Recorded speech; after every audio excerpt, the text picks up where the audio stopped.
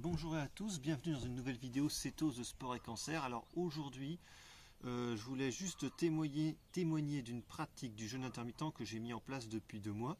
Alors pour la faire en résumé, pour ceux qui n'auraient pas le temps de regarder la vidéo, en fait je jeûne 21 heures sur 23, je réduis ma fenêtre alimentaire à 3 heures par jour et j'y constate deux gros bénéfices. Le premier, c'est déjà ça régule bien mes constantes physiologiques associées à la cétose, je vais y revenir.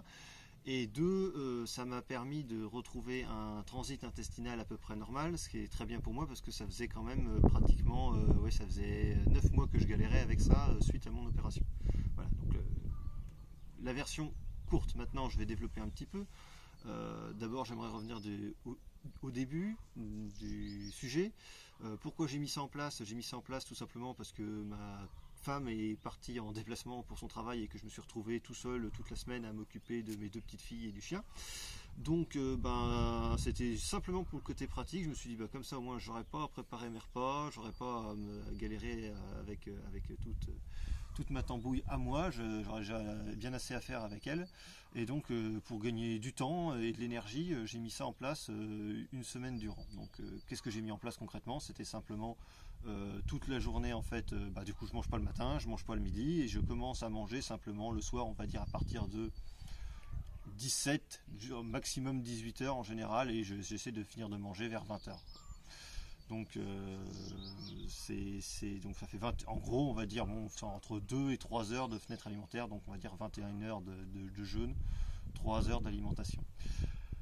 En termes d'alimentation, par contre là je me fais plaisir, j'y vais franchement, parce que forcément à la fin d'une journée sans manger je commence vraiment un peu à avoir faim.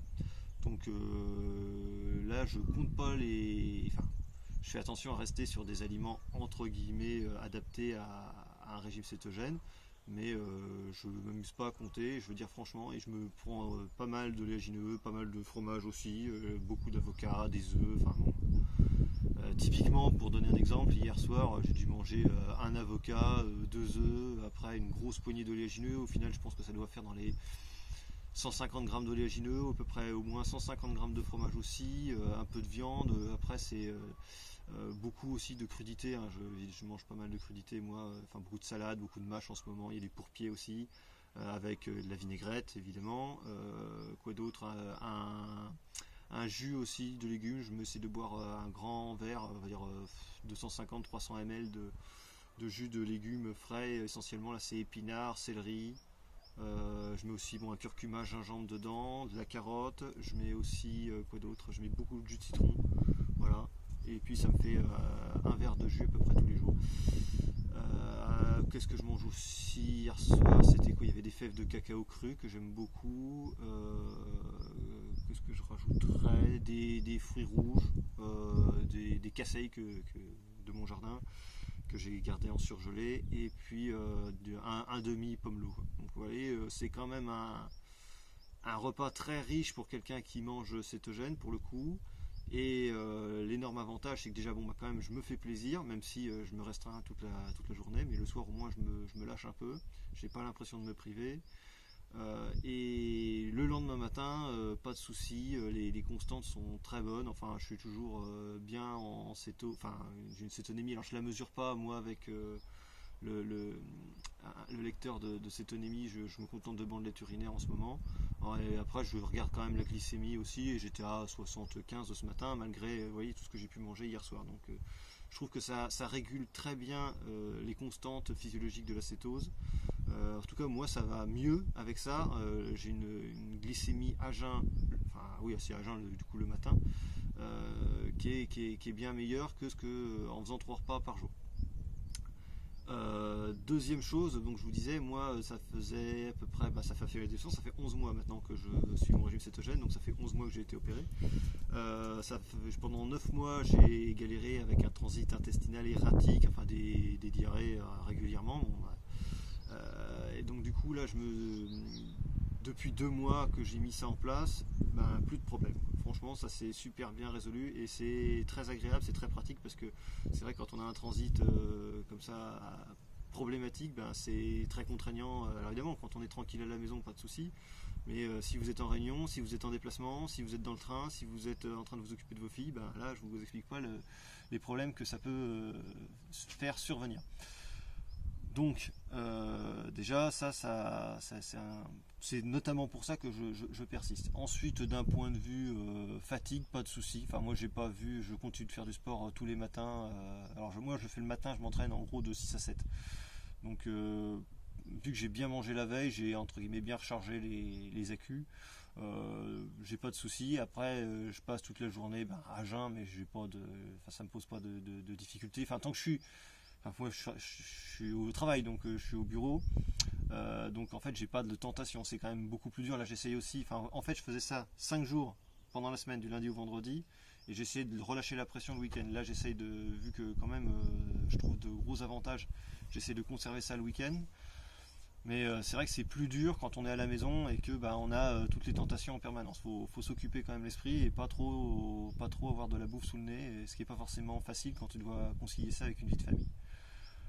Voilà, donc tout ce que je voulais dire là-dessus, simplement que vous le sachiez, ce protocole-là, je pense que c'est pas forcément facile, c'est pas forcément adapté à tout le monde. Je dis pas que que tout le monde doit le faire, en tout cas.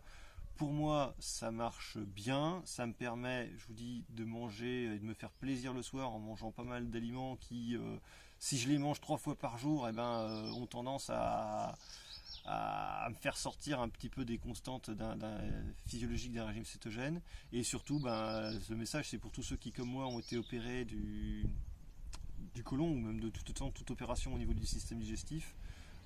Ça m'a vraiment aidé à retrouver un transit impeccable, et ça, je pense que c'est un gros progrès pour moi. Et c'est vrai que quand on y réfléchit, je pense que j'étais un peu bêta de ne pas le faire plus vite, parce que ça paraît d'une évidence. On m'a enlevé une partie du système digestif, donc le fait de manger moins,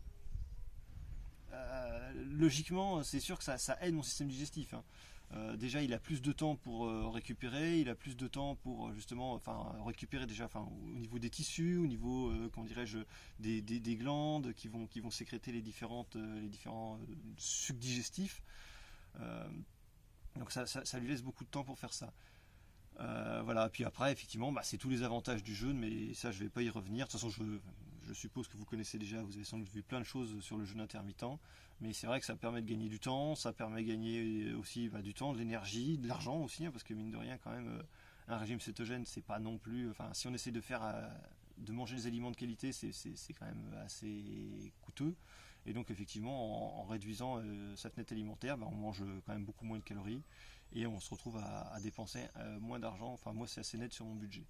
Et je vous dis, d'un point de vue santé, sportif, pas de souci, franchement, le corps s'adapte, c'est ça qui est. Enfin, moi, c'est assez incroyable de ce point de vue-là.